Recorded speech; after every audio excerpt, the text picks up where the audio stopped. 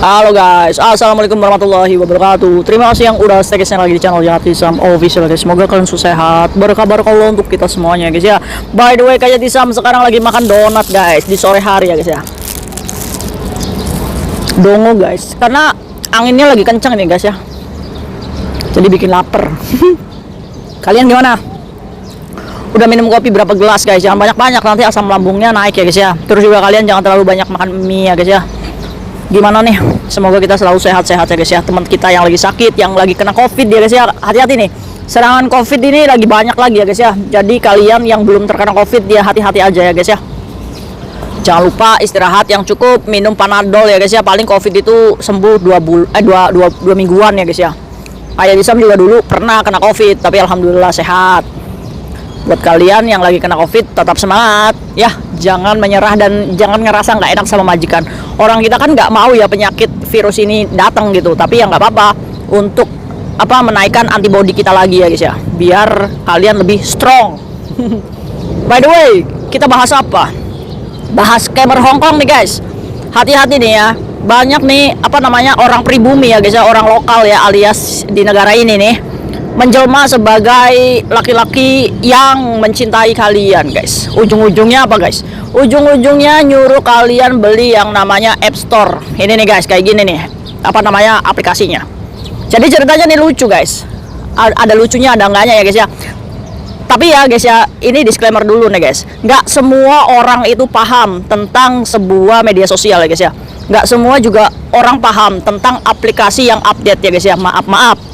Ada juga yang teman-teman kita ini nggak peduli tentang informasi gitu, yang penting cuci piring bersih gitu, makan kenyang gitu, bisa ngopi gitu ya guys ya. Sekalinya ketemu sama orang yang menipu ya nggak ada pikiran kesana-kesana gitu.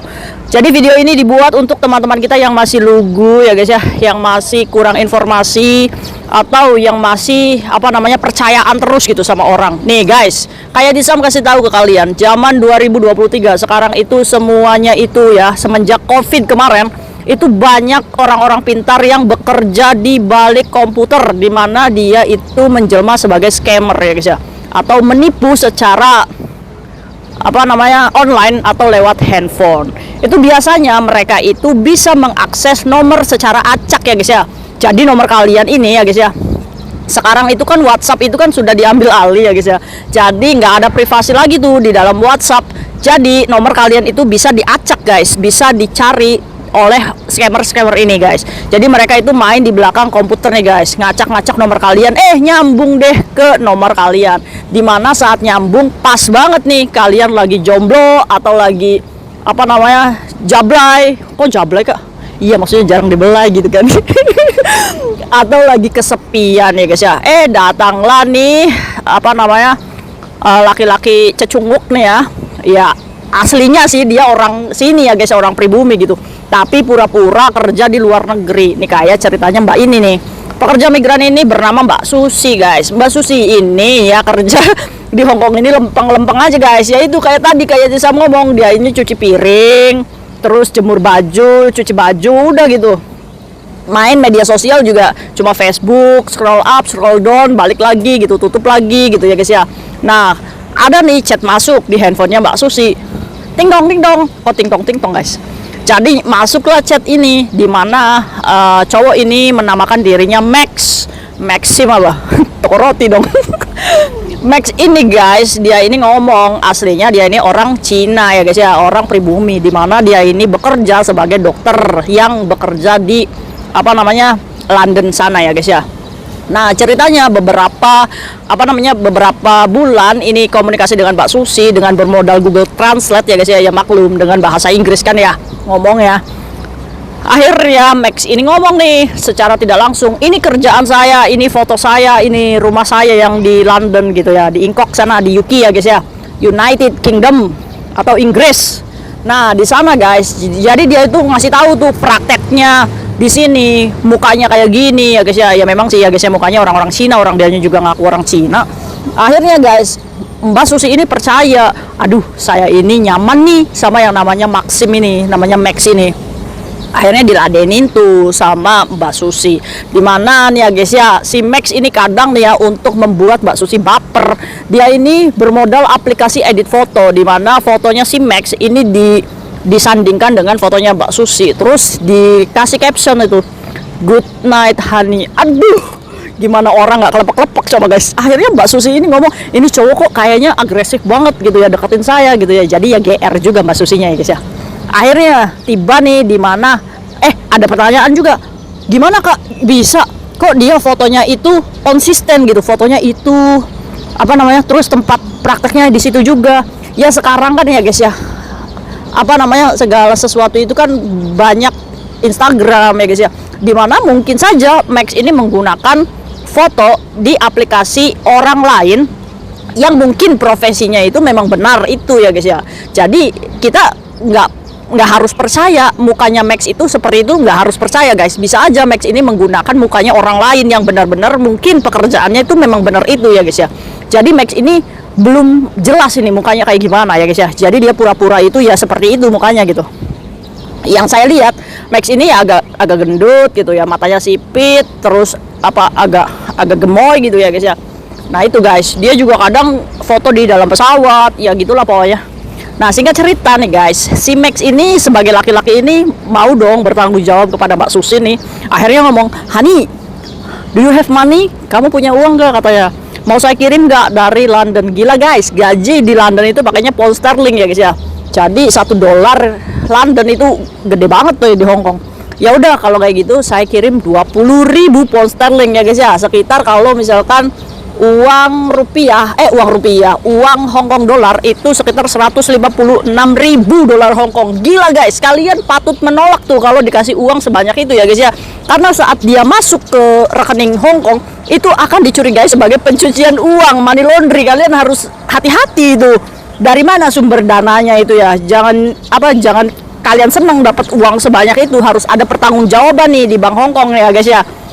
Lebih baik kalau punya pacar yang mau kasih duit, ngomong aja, "Sorry, saya juga punya duit sendiri," gitu. Itu ya guys ya, jangan lumayanan. Ya lumayan dong kak. Ya kalau misalkan ngirimnya $1.000 $2.000 sih masih masuk akal ya guys ya. Kalau itu 156.000 dolar Hong Kong sekitar 300 jutaan, uangnya siapa gitu? Emangnya di Hong Kong itu nggak ditanya banknya ini duit dari mana ya kan? Kalau kita bilang ini dari Max, ya Max siapa kan? Identitasnya aja nggak tahu, bisa-bisa kalian yang dipolisikan ya guys ya. Ini hati-hati nih, buat kalian nih, waspada. Kembali lagi nih ke kasusnya Mbak Susi. Akhirnya Mbak Susi ini seneng dong, mau dapat duit 300 juta guys. Akhirnya dikirimlah tuh rekening, kebetulan Mbak Susi ini punya rekening Hang Seng guys. Dikirim tuh nomor rekeningnya ke Max. Akhirnya ada bukti transfer di mana uang itu masuk tuh di rekeningnya Mbak Susi. Akhirnya Mbak Susi ini mau ngecek dong ke Hang Seng. Terus Max-nya tuh ngomong kayak gini, "Hani, ini nggak bisa langsung dicairin nih. Karena apa? Karena ini kan uangnya terlalu banyak. Jadi kamu ini harus membeli kartu seperti ini." Dikasih contoh guys kartunya itu. Nih kartunya kayak gini nih guys. Terus Mbak Susi ini nggak punya uang guys. Nah disuruhnya itu membeli kartunya itu 3 kartu guys, yang terisi $1.000 di dalam satu kartunya. Maka timbul pertanyaan, ini kartu apa sih kak? Hubungannya apa sama bank kak? Nah saat kayak bisa ngeliat ya guys ya, lucu ya guys ya. Aduh, memang kita nggak bisa menyalahkan teman-teman kita yang masih polos ya guys ya. Makanya nih kayak di nih ngasih tahu ke kalian. Oh guys, kasusnya Mbak Susi ini jelas penipuan, dimana Mbak Susi ini apa namanya, ditipu untuk membeli sebuah kartu yang di 7-Eleven yang bisa diisi duit ya guys ya. Nah ini fungsi kartunya ini apa sih guys? Ini adalah App Store ya guys ya, atau iTunes, atau ini adalah untuk mengisi di handphone iPhone, dimana App Store ini untuk membeli aplikasi iOS yang ada di handphone iPhone kita ya guys ya. Nah dari minimal 150 sampai ya 1.000 juga bisa sih masukin ya guys ya. Nah tujuannya apa? Nah jadi kartu ini kalian bisa beli di 7-Eleven, nanti dibawa ke kasir tuh untuk diisi. Kalian mau ngisi berapa? Ada yang 150, 200, 1.000 pun bisa. Kalian tinggal kasihin ke kasir untuk mengisi kartu tersebut. Nanti kalian kasih uangnya tuh di kasir. Nanti kasir kasih itu balik tuh kartu. Nah nanti kartu ini digosok guys. Ada yang namanya kode. Kode ini dimasukkan ke iPhone kalian. Dimana saat kalian sudah mengisi App Store iTunes ini, nah kalian bisa menggunakan di App Apple Store ya guys ya, dimana kalian bisa mendownload aplikasi untuk mendownload permainan, mendownload aplikasi, bermain game ya guys ya. Yang berbayar ini bisa ya guys ya. Jadi dari sini kita harus belajar apa hubungannya App Store, iTunes sama pencairan uang di bank. Ya kan nggak ada hubungannya ya kan.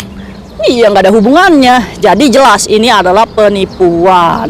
Nah kemudian Max ini ngomong, waktu itu Mbak Susi sudah beli satu guys, diisi $1.000 tuh, dikirim ke Maxnya. Terus Maxnya ngomong kayak gini, Hani ini baru 30% katanya banknya, jadi harus beli 2 kartu lagi untuk bisa mencairkan uang sebesar $156.000 Hongkong itu ya guys ya.